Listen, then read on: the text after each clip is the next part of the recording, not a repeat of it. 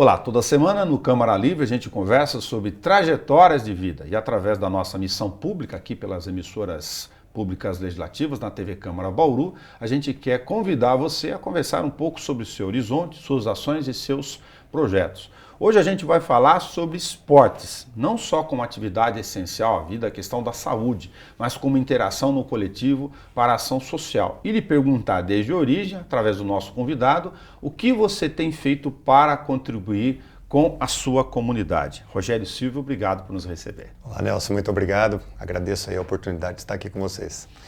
Você nasceu em Bauru, está aqui desde sempre com o seu Luiz, né? E a dona Sueli, dois irmãos, dois filhos, tem os seus dois já, né? Uma menina e um menino já grandes. Grande já.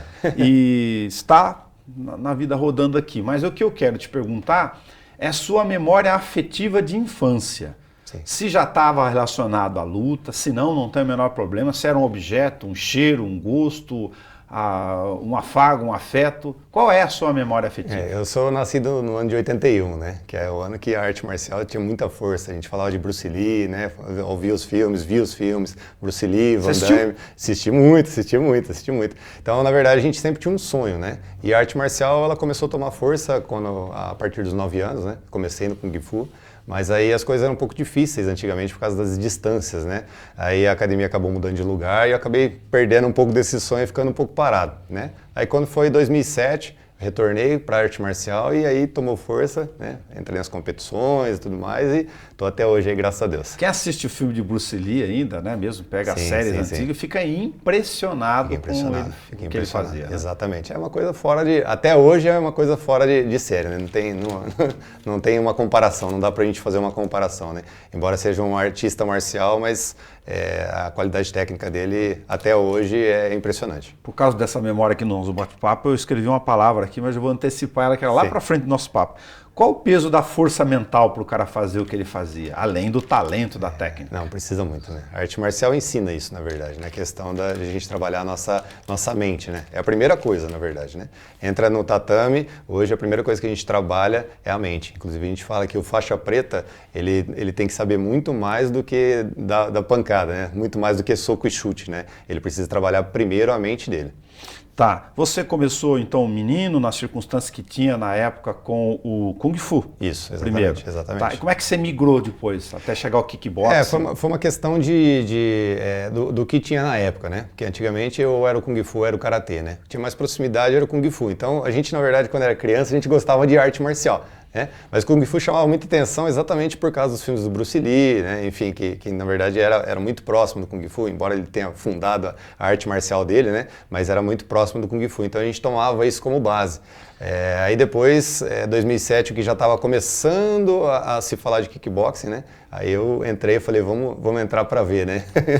E aí foi embora. Falou de uma associação aqui de origem. O kickboxing está para o karatê. Isso, exatamente. O kickboxing é um esporte de contato, né? A gente costuma falar que é arte marcial por causa da doutrina, da disciplina esporte que tem. De contato e de combate? Isso, esporte de contato e de combate. A gente costuma falar que é uma arte marcial também por causa da doutrina, da disciplina que segue, né, o mesmo preceito de todas as outras, né? Mas o kickboxing, ele vem do karatê. Ele foi criado na década de 70, né? E aí hoje é se talvez não o mais, um dos mais procurados hoje do esporte. E como esporte é recente, né? Tá fazendo 50 anos. Como esporte recente, agora ganhou a chancela olímpica, né? Então assim, vai... Então, ele em 2028 estará na Olimpíada. Estará na Olimpíada, já vai entrar para as Olimpíadas já. Tá, essa resistência em relação de entrada de um esporte tão consolidado como esse agora é engraçado, né? Porque você tem lá o boxe também, demorou. Sim. Aí as Olimpíadas, na verdade, tá começando a tomar uma outra postura, porque o pessoal estava meio cansado dos mesmos esportes há muito tempo, né? Então, assim, na verdade, agora entrou o skate, entrou o freestyle, né? Que é a parte da dança. Respeitar a universalidade dos esportes. A necessidade que há hoje, né? Então, por exemplo, kickboxing, ele é subdividido, categorias de tatame, categorias de ringue, então ele dá acesso para todas as pessoas poderem participar, né? E o Muay Thai está ligado mais à Tailândia? Muay Thai já é mais tradicional, né? Um pouco Entendi. bem mais antigo, né? Mas assim, já tem mais a questão da tradição, né? Então assim, as federações são mais restritas, né? Então tem um certo diferencial aí, né? Aí pega um leigo como eu e fala, não, mas é tudo igual, kickbox, os dois vão bater com a perna e com o pau, o que a gente vão dar chute e vão dar o que a burro. gente ouve muito na academia, né? O pessoal chega e fala assim, mas eu vou treinar kickbox e Muay Thai que é a mesma coisa. Ixi, dá até um nó na garganta nossa. Embora são lutas em pés, mas não tem nada a ver uma coisa com outra, muito diferente. Diga para eles assim que eu gosto de música, é como se falar que o cantor de música sertaneja é igual a samba. Ambos são cantores. Exatamente. Completamente diferentes. Perfeitamente, exatamente. Muito bom. Agora, num determinado momento, você jovem, já estava no kickboxing, já estava lidando com isso, ou no Muay Thai, e isso ganhou corpo na tua vida. Sim. Passou a ser muito mais do que a prática de esporte. Sim, eu sempre fui uma pessoa competitiva, né? Sempre gostei de competir, desde a época de escola, nos interclasses, jogando futebol, futsal, sempre gostava de competição, né?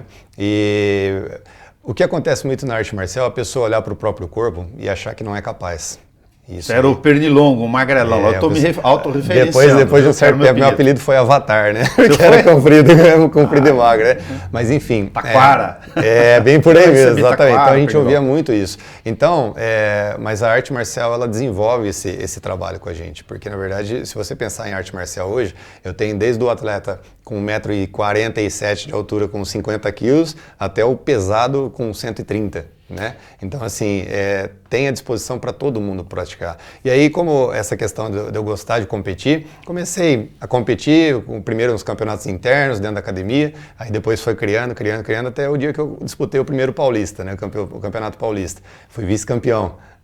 Mas aquilo despertou um gostinho eu quero isso pra minha vida, né? E assim foi. Aí tomou uma força e foi embora. Tá, mas aí você ganhou 2 paulistas, 2 brasileiros e tem medalha no Pan-Americano. Medalha no Pan-Americano. Aí depois fiz algumas lutas profissionais também, né? E assim foi. Então tem um vasto Você falou seu cartel que 74 lutas, 51 vitórias. Entre amador e profissional, 74 lutas. Quanto tempo você ficou profissional aí nessa história de competição nesse nível? Foram mais ou menos 16 anos, mais ou menos. 16 anos. Tá, é dividido em categorias por idade e peso, não tem nada a ver? Nós temos a categoria dos cadetes, né, que começa a partir dos 9 anos, né? Antes dos 9 não pode competir. Então de 9 a 11, 11 a 13, 13 a 15, 15 a 17. Essas são as categorias separadas. Depois entra tudo no adulto, 18 até 41 anos completos. E aí depois entra Master, né? A gente vai falar muito do trabalho voluntário que você faz e eu ia perguntar para você que sensação você tem nesse momento, me perdoe de colocar isso nesse ambiente, mas é necessário. Alguns pais, infelizmente,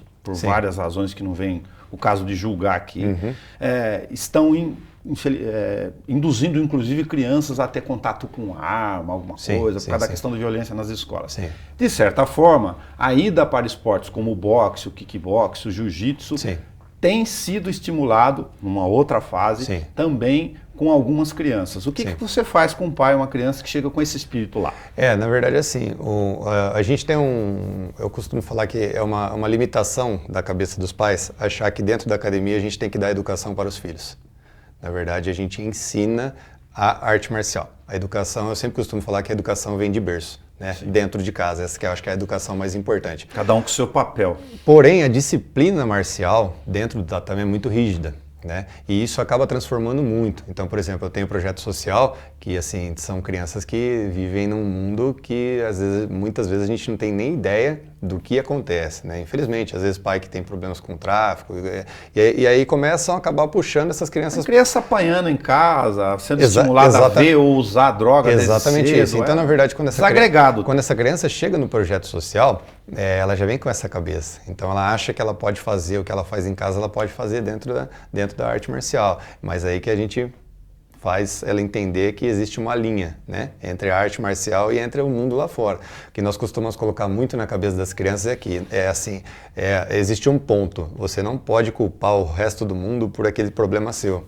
Então esse problema seu você tem que aprender a resolvê-lo e não trazer esse problema para outras pessoas. Então a gente ensina eles a separar muito isso, né, e se focar 100% no esporte, né, porque o esporte não tem nada melhor nesse mundo do que o esporte. Né? O esporte, lógico, das naturais e inevitáveis condições que o esporte dá para a vida, da saúde do menino, mais a questão da disciplina social. Porque, na verdade, ele ganha uma confiança que ele não tem na rua. Ele ganha uma confiança lá dentro, às vezes é essa confiança que ele não tem em casa. Então lá ele vai ser muito bem acolhido e ele vai ver que esse ambiente é muito diferente do ambiente que ele vive, né? Rogério, parece fácil que eu digo só falar, né? Sim, duro, sim. lógico que quem olha, pô, Sim. o cara é campeão paulista 2 vezes, 2 brasileiro, medalhista no PAN, que foi em Foz do Iguaçu. Isso, né? esse Foi Brasil-Paraguai ali, isso, dividindo exatamente. o Pan-Americano Exatamente. daquele ano. Isso a gente está falando o quê? 2012. 2012. Você foi lá sob qual condição? Você tinha estrutura, apoio? Na verdade, antigamente era tudo... hoje em dia, infelizmente, ainda o esporte tem muito disso, né? Na verdade, a gente vai mais pela fraternidade do pessoal da academia, que acaba ajudando, às vezes consegue um patrocínio, né? Mas geralmente é tudo do bolso do atleta, né? Então, assim, hoje o esporte... Agora, com a questão do esporte olímpico, nós esperamos que melhore muita coisa, né? Tá. Projetos olímpicos, enfim, tudo como tem no taekwondo, como tem no judô, né? Para transformar a formação, a base aqui em um processo de alta performance. Exatamente, porque na verdade o atleta deveria ser igual, por exemplo, os países de primeiro mundo. O atleta tem que se preocupar em ser atleta. Né? Hoje nós temos, inclusive, eu estava vendo um vídeo do Jonas, né? O Jonas Salsicha, né? Um dos melhores lutadores do Brasil hoje, WGP, que lutou no maior evento do Brasil e lutou o maior evento do mundo, o Glory. Ele luta, porém ele trabalha no CEAGESP. Então, assim, se ele está nesse nível, imagina se ele só se preocupasse em ser atleta. Isso vale para o canoísta aqui, campeão mundial. Para todos os outros, é a mesma coisa. Piraju, né? Exatamente. Então, hoje, a realidade da academia é essa. Eu tenho um atleta hoje, profissional.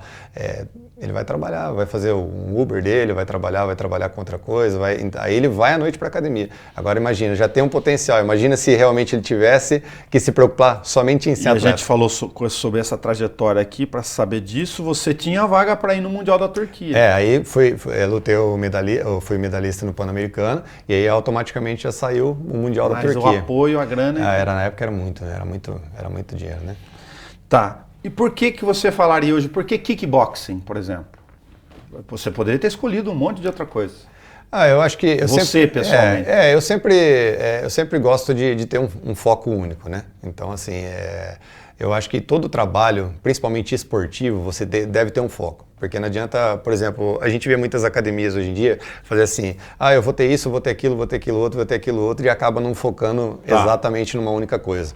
E às vezes tem muitas pessoas, infelizmente hoje é uma realidade, que tem muitas pessoas às vezes sem formação, que vão dando aula de várias outras coisas, e o pessoal que vem de fora não sabe.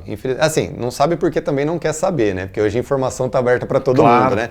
Mas assim, eu foquei no kickboxing, principalmente por causa das competições, né? Eu cheguei a fazer competições de Muay Thai também, mas o Muay Thai foi um paralelo, né? Um paralelo, porque eu tenho a formação com o mestre Mário, né? Inclusive, mandar um abraço, mestre Mário Aguilar, lá é argentino, né? Foi meu mestre lá de São Paulo. Legal. E eu tive a formação do Muay Thai com ele, mas o Muay Thai é um trabalho paralelo, como professor, né? Como eu leciono o Muay Thai. Agora, do kickboxing, como eu já tive a parte esportiva, né? De treinar, de poder competir, então chamou mais atenção, então foi a via mais forte, vamos dizer assim, né? Que diferença faz a questão para efeito de esporte, como competição, você tem 96, eu tenho 90 aqui, 80 quilos, em forma, né? Tá o dia inteiro treinando também, estou sentado aqui, mas o fato de ser um pernilongo para o esporte, não tem nada a ver, vai de boa? Não, isso varia muito, porque uma coisa que o pessoal geralmente ouve, né? O pessoal às vezes que é leigo um pouco do assunto na luta, às vezes o pessoal ouve, né? A envergadura do atleta, né? Então ouve muito isso. Está assistindo uma luta, aí fala envergadura, fala, nossa, mas por que ele está falando toda hora da envergadura? Que é a questão da distância, né, da distância de golpe, né? Então isso aí gera, assim, um efeito um pouco melhor, né? Traz um pouco mais de benefício. Mas se você tem 2 atletas de nível, aí já não... Não adianta muita coisa, não. Agora, para o dia da prática do dia a dia, não tem o fato de altura ser restritivo em relação ao esporte. Não, tanto a altura como qualquer... Deixa eu exagerar aqui. Se você tiver 1,50 no basquete, não vai virar. Efeito de desenvolver ser um armador. Vai sim, para armador. Na verdade, assim, a luta, ela costuma ser, a gente costuma falar que é um pouco justa, né? Porque, por exemplo, se você tem um atleta de 1,50 m, ele não vai pesar 80 quilos. Certo. Ele vai ter o peso médio dele, 50, 55, 60. Então ele vai lutar na categoria de 60 quilos, né? E aí, inclusive, a gente até fala isso, né? Que a categoria do atleta, ela tem que ser mais ou menos sobre a medida dele. Então o que acontece hoje? Hoje nós temos atletas um pouco mais altos, né? Só que um pouco mais pesado. Aí, vamos supor, eu falo assim, olha, ao invés de você lutar na categoria 75, vamos baixar um pouco o seu peso para você lutar na 71, né? Entendi. Que aí você vai lutar mais ou menos com os atletas no mesmo porte físico, né? Então isso faz diferencial. É inevitável que se você tiver uma regularidade de prática de esporte, você tem todos os benefícios associados a isso. O que você diria para um leigo hoje, não só para o cara estar sedentário, mas vamos então pegar outra turma, um cara que está fazendo atividade do dia a dia, que às vezes até exagero, para ele dosar a questão de desgaste aí para ter um pouco de longevidade? Na verdade a gente sempre costuma falar que qualquer esporte é muito bem-vindo, né? Muito bem-vindo. O diferencial um pouco da arte marcial é que o corpo, a preparação física é muito exigida. Né? Tá. Então muitas pessoas às vezes chegam assim, às vezes sobrepeso, principalmente é o que acontece, a maioria das vezes a pessoa chega lá com sobrepeso, ele fala assim, olha, será que eu consigo realmente fazer isso aí? Existem os treinos recreativos, porque às vezes as pessoas tomam base do que elas veem na televisão. Tá. Então nós vamos fazer uma entrevista com um atleta, aí ele vê o atleta treinando, levantando pneu e chutando saco de pancada e batendo e fazendo flexão, então ela acha que ela vai para a academia já começar com isso, e não é isso. Então, os treinos recreativos são exatamente para essas pessoas que estão chegando, e aí eu não posso simplesmente pegar uma pessoa hoje que está chegando sedentária, às vezes tem um pouquinho de sobrepeso, às vezes nem sobrepeso é o foco, às vezes a pessoa sedentária é pessoa sedentária, né? Então ela chega, eu não posso, por exemplo, num treino nosso, é um treino que a gente faz às vezes 200, 300 abdominais, então eu não posso chegar a exigir para ela. Eu jogo bola com regularidade, falei para você, se for lá treinar eu vou dançar, porque eu não faço isso. Então essa regularidade do treino recreativo que vai fazer a evolução dela. Então ela chega lá, eu falo assim para ela, quantos abdominais você pode fazer? Quantos você consegue fazer? Eu consigo fazer 10. Então hoje você vai fazer 10, amanhã você vai fazer 12. No próximo treino você vai fazer 15. Uma gradação. Isso. Por quê? Porque aí ela começa a ganhar confiança. Porque se eu chegar lá e já impor para ela, eu vou frustrar ela. Entendi. Né? E a questão que eu falei de fadiga daquele que é meio, eu vou usar a expressão do trabalho, workaholic, quer fazer todo dia, tal, o corpo tem o seu limite. Sempre tempo de recuperação. É uma regra, né? O corpo também precisa descansar, é uma regra. Então, assim, para quem está começando, para o atleta já está num nível alto, mas ele também precisa do descanso, né? Porque não pode treinar 100% a semana inteira, porque vai chegar uma hora que as lesões vão aparecer, as coisas vão começar a responder da forma contrária. Então, todo mundo precisa de um descanso. Então, geralmente, o que a academia geralmente atende no recreativo? Segunda, quarta e sexta. Entendi.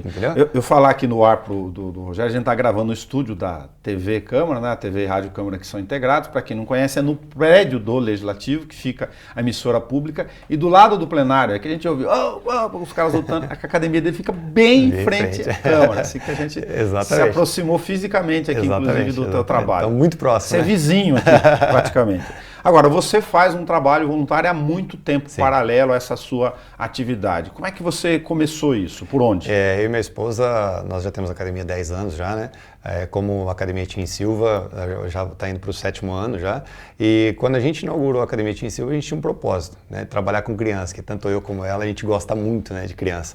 Então, a gente começou a desenvolver o trabalho dentro da nossa academia. Era aula somente de sábado e a gente comprava lanchinho para eles, comprava suco, terminava lá, fazia o lanchinho, embora para casa. E isso aí começou a tomar força. A academia começou a ficar cheia, começou a ficar lotada. E aí a gente recebeu o convite de uma fundação daqui de Bauru, a Fundato. Nós começamos um trabalho, vai fazer 5 anos agora, 5 anos atrás, lá no Santa Cândida, no sítio Santa Cândida. E hoje nós já atendemos tanto Santa Cândida como a unidade também no Bela Vista. E totaliza mais ou menos umas 300 crianças aí. Então, vocês estão com 300 crianças. Aqui a gente está falando de carência, né? Onde o poder público não consegue chegar e ele acaba tendo de alguma forma ou não, com pouco ou não, um trabalho com convênio. Sim. Exatamente. Aí depois de um tempo, agora a gente está numa outra instituição que chama Instituto Novo Caminho, que ele atende as crianças Jardim Nicéia, aquela parte do lado de cima lá, né? E nós temos um projeto também lá em Moçambique, né? Na África. Agora, quem são antes disso os Guerreiros do Futuro? Guerreiros do Futuro, eu acho que é toda criança que tem uma esperança, né? Toda criança tem um sonho e tem uma esperança, através do esporte.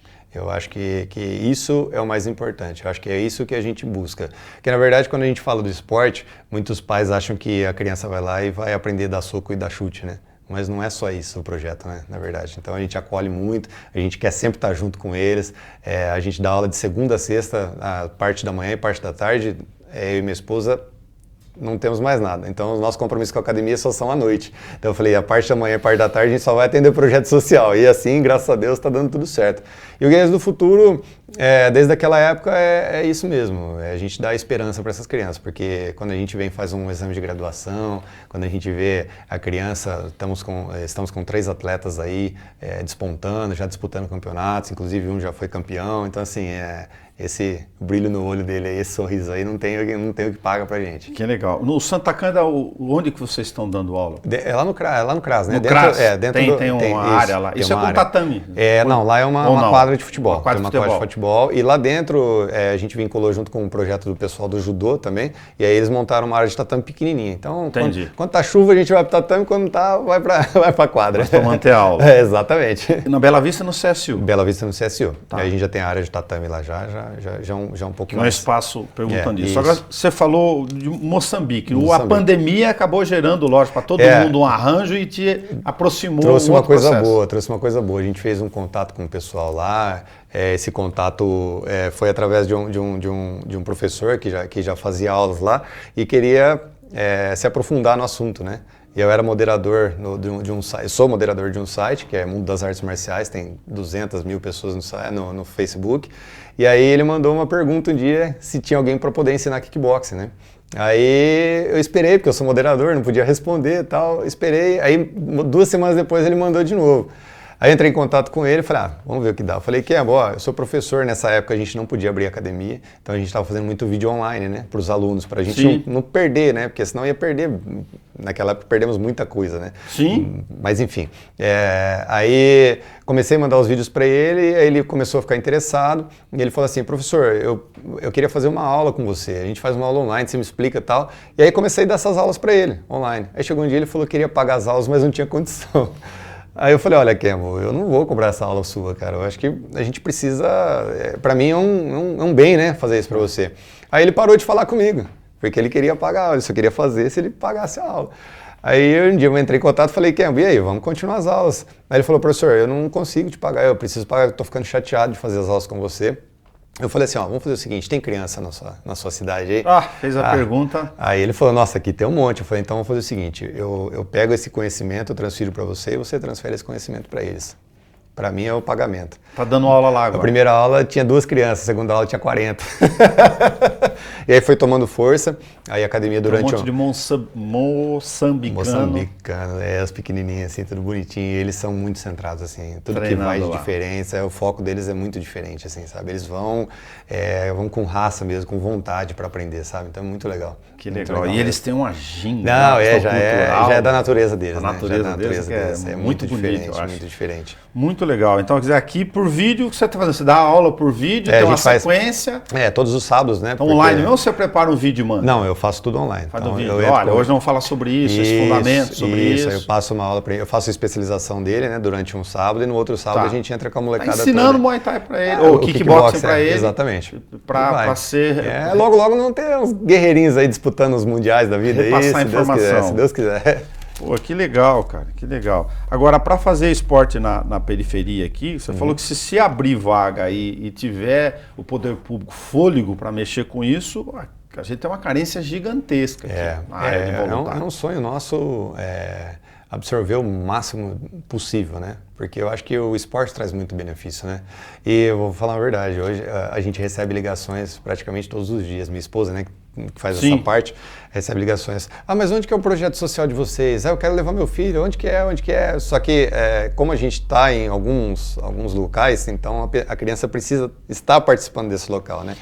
Então, aí o governo está falando, agora eu vou pegar do governo do estado, que você falar se tem algum sentido, né? De repente você fala, não tem. O governo está comprando aí um monte de equipamento e tal. E tem espaços ociosos nas escolas, né? Se ele tem lá o equipamento, porque tatame você tem até uma flexibilidade de montar e desmontar, né? Para algumas aulas, eu digo associado às escolas, estão falando de escola integral o tempo inteiro aí, sem atividade. É muito importante. Inclusive a gente chegou a fazer contato com algumas escolas, mas o pessoal sempre tem que, né, repassar, e às vezes acaba perdendo um pouco de força, né? Porque o Guerreiros do Futuro, da mesma forma que ele começou, ele vai se manter. O que vocês precisam? Do espaço. O resto é com a gente, entendeu? O resto da formação é mas o resto tem luva, tem tudo capacete, isso, tem tudo isso, exatamente. Tem um custo. Mas eu acho que quando a gente fala no assunto crianças, é um assunto muito sério, né? Então, hoje, a gente está passando por essas situações, problemas das escolas, o pessoal fazendo isso, Sim. briga, batendo em professores. E quando a gente entra com a ideia da arte marcial, a gente corta tudo isso e corta com certeza, né? Os meninos ficam, né? A gente pede o boletim deles lá. Dentro do projeto, eles têm que apresentar pra gente, tem que ver. E eu sempre falo pra eles, não adianta vocês fazerem coisas erradas, porque a gente vai ficar sabendo. Então, assim, como é uma coisa que ele gosta muito, então ele sabe que ele não pode sair do... Né? Acho que talvez quem não tem esse contato, eventualmente, estão muitos, né, que estão aí na sua vida. A gente falava da trajetória aqui, sim, através sim. do nosso bate-papo sobre a trajetória de cada um. Despertar em alguém lá essa questão de ver o mundo além da sua fronteira, além da sua casa. Exatamente. A gente não conhece nem o vizinho, né? Mas, enfim, Exatamente. para não ficar dando lição de moral aqui, mas para entender que tem uma carência gigantesca mesmo, como eu estava falando na periferia, e tem uma moçadinha aí que se você puder formar outros, por exemplo, para ampliar, isso formaria uma rede gigantesca com espaço. Um começa a puxar o outro, na verdade, né? Então, eu sempre costumo falar, né? Aquela velha história. Se você está num ambiente que tem muita gente ruim, se você deixar, você vai ficar ruim, né? Quanto tempo você está em projeto social? Quando a gente fundou Guerreiros do Futuro, nós fundamos em 2016. 2016. Pô, já está um tempão. Já tem um tempinho já. A pandemia quase que faz uma secção aí no meio do caminho. Quase. Mas graças a Deus trouxe coisas boas para nós. Agora, você passou um drama pessoal com a questão da pandemia, né? Sim. Dentro de casa. A esposa teve realmente, mas foi uma das coisas para a gente colocar em questão também, que o esporte salvou ela, né? O esporte salvou. Se ela não tivesse uma condição de treinar, de atleta, hoje, né, realmente... Se ela não fosse fisicamente um atleta, foi a primeira coisa que ia suportar a sequela. O médico falou para ela, é professora de kickboxing, né? Treina. Então o médico falou, quase 100% que ela vai sair daqui bem, né? Se não fosse, realmente, o grito dela foi grave, foi gravíssimo, né? Sim. Foi gravíssimo, né? 70% do pulmão. 70% do pulmão, então assim, foi uma situação que... complicada. Que legal. A gente falou sobre a questão do kickbox aqui, do Muay Thai, das diferenças. Só para voltar naquele dado, eu falar, mas os dois chutam. O tipo de chute, você falou de competição, por exemplo, que não pode ter nocaute quando é em tatame. O tatame, o kickboxing, ele é subdividido em várias outras modalidades, né? Tá. Então, assim, uma das modalidades que a gente sempre fala, por exemplo, a pessoa chega na nossa academia, começa a treinar, ela fala assim, professor, eu quero ser atleta. Nossa academia é uma das únicas academias que a gente costuma falar que faz a escola do atleta. O que é a escola do atleta? Porque, assim, se a gente pensa no tatame, não é assim, luta é luta. Né? Não acho que vai chegar lá e não vai ter o contato físico, porque o contato físico vai existir porque é um esporte de luta. Porém, a gente imagina o tatame que não tem as cordas do ringue, então é um esporte amador. Capacete, luvas, caneleiras, né? Protetor para os menores de idade, protetor de peito, né? Que é o colete, né? E aí, essa luta do tatame não se pode buscar o nocaute. Entendi. Então é uma luta mais reservada, uma luta mais para técnica. Então eu tenho que me preocupar com muita técnica e muita velocidade para trabalhar mais rápido, para poder pontuar mais rápido. Entendi. Quando a gente vira a página e fala para o ringue, aí o ringue já muda totalmente o conceito, né? Aí sim, já busca o nocaute. É como se fosse mais ou menos o boxe. Por isso é que teria sentido então em falar que o kickboxing para tatame, por causa dessa concepção natural, ele guardaria uma boa relação para quem quer para defesa pessoal, por exemplo. Exatamente. Com a prática da arte marcial, já é uma defesa pessoal. Naturalmente. Já é uma defesa pessoal. Ele vai aprender a fazer movimentações do corpo principalmente que o leigo não sabe. O reflexo, né, a base, né, que a gente conversou em relação ao jeito que para, né, tem tudo isso, né? Então, tudo isso é um ensinamento que serve também para lá fora, né? Agora tem uma mulherada indo lá de falar para eles fazer... seca rapidinho, né? Isso pra fazer com o braço durinho. De 700 a 1.200 calorias por aula aí. Sai de lá seco, pode ter certeza. Todo esporte tem o seu golpe fatal, né? Sim. Tá do futebol, do chute, perfeito e tal. No kickboxing seria o quê? Eu costumo sempre falar isso para meus alunos, é legal que você perguntou isso. É uma frase, inclusive, dele, do Bruce Lee, né? Ele fala assim, não tenha medo de um atleta que pratica 10 mil chutes diferentes. Tenha medo do atleta que pratica 10 mil vezes o mesmo chute.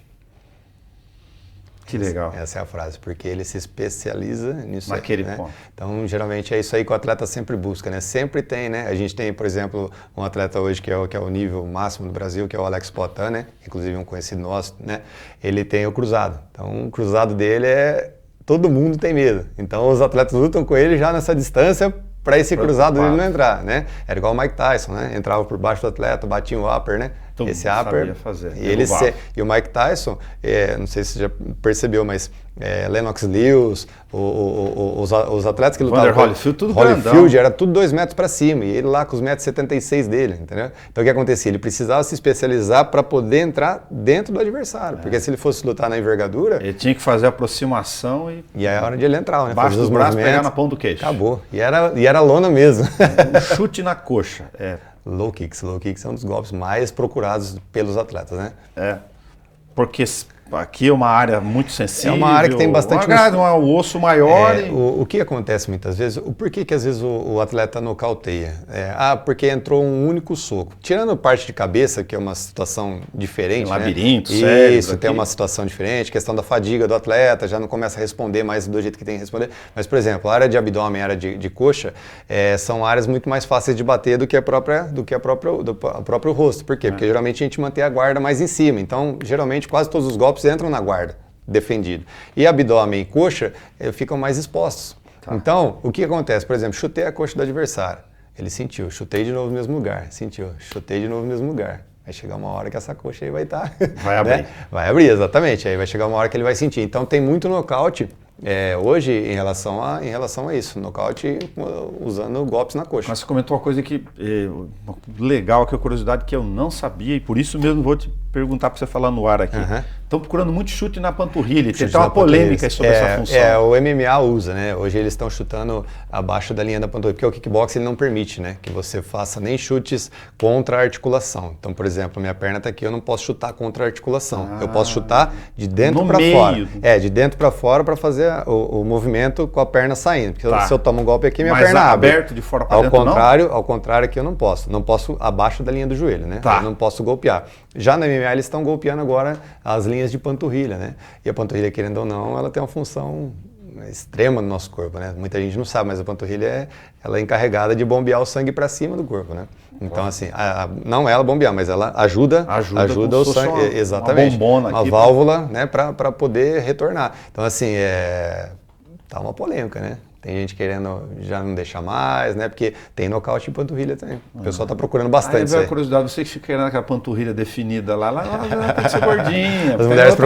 As mulheres procuram bastante. Muito legal. Se você pudesse falar com o poder público hoje do ponto de vista de projeto social para a expansão e essa consolidação, porque tem muita gente precisando, crianças sobretudo relacionadas, você escolheria o quê? A escola, o caminho, abrir mais programas para poder ter espaços que nem o seu? Uma coisa que a gente luta bastante, tem lutado inclusive até com alguns deputados, alguma coisa desse tipo, é fazer o que o Estado do Rio de Janeiro fez. Ele transformou o kickboxing em utilidade pública. Então isso aí agora tá alavancando isso tudo dentro das escolas. Então, na verdade, é como se fosse uma aula de educação física. Eu falo kickboxing porque é o que eu faço. Sim. Né? Mas, por exemplo, hoje, se você entrar numa escola estadual e tiver uma aula de judô, uma aula de karatê, uma aula de qualquer outra arte marcial que seja, você vai ter uma ênfase diferente. Entendeu? Então, por quê? Porque é um projeto social. Entendi. Acaba sendo um projeto social, porque está dentro da escola, é gratuito. Né? E principalmente para crianças que não têm uma renda, né? Não tem uma renda, então acaba sendo um projeto social. Acredito eu que o caminho seria isso, incluir a arte marcial dentro das escolas. Isso que é muito importante isso. Mas não dá para incluir dentro da grade. Faz horário antigamente. Antigamente a gente ia para educação física fora do horário da escola, não é verdade? Rogério, você parou aqui para vir conversar com a gente logo na frente da academia que está aqui, como eu repito, na frente da Rodrigues Alves, em frente à Câmara. Sim. Mas você acaba tendo atividade física durante muito tempo do dia. Durante muito tempo. Na verdade, você começa cedo, a aula vai até a noite. A gente começa, eu acordo às 5 horas da manhã, né, todos os dias, 5h15, e dou aula, a primeira aula às 6 horas da manhã, né? E aí depois a gente entra, às 8 da manhã, entra com os projetos sociais. Aí vai toda essa parte da manhã e da tarde, eu e minha esposa, né? A esposa também é guerreira, tá lá sempre junto, né? E aí depois, na parte da noite, a gente tem a academia, né? Aqui, que é do que basicamente o seu sustento. Isso, o sustento. Aqui dentro da academia a gente tem outras artes marciais também, né? Temos aí o mestre Douglas do Krav Maga e do combate. O mestre Douglas é uma referência, já deu aula para segurança presidencial, então assim, dentro do Krav Maga, uma das maiores referências do Brasil, né? Tem o mestre Valmir também que dá o jiu-jitsu aí com a gente, né? Então assim, graças a Deus tá bem agitada a academia, graças a Deus.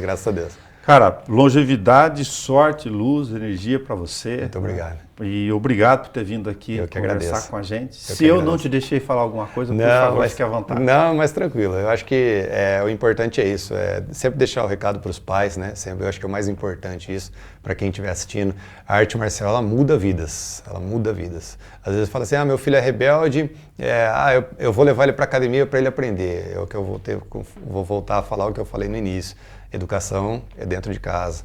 A educação marcial dentro da academia de arte marcial é uma outra coisa, né? É o respeito do ambiente, é o respeito ao próximo, né? Mas o convívio entre pais e mães, isso aí sempre é o plano-chefe de tudo, né? Então acho que se os pais puderem acompanhar os filhos, né? Isso é muito importante. A gente tem pais hoje que nós vamos viajar para a competição, o pai não vai junto com o filho.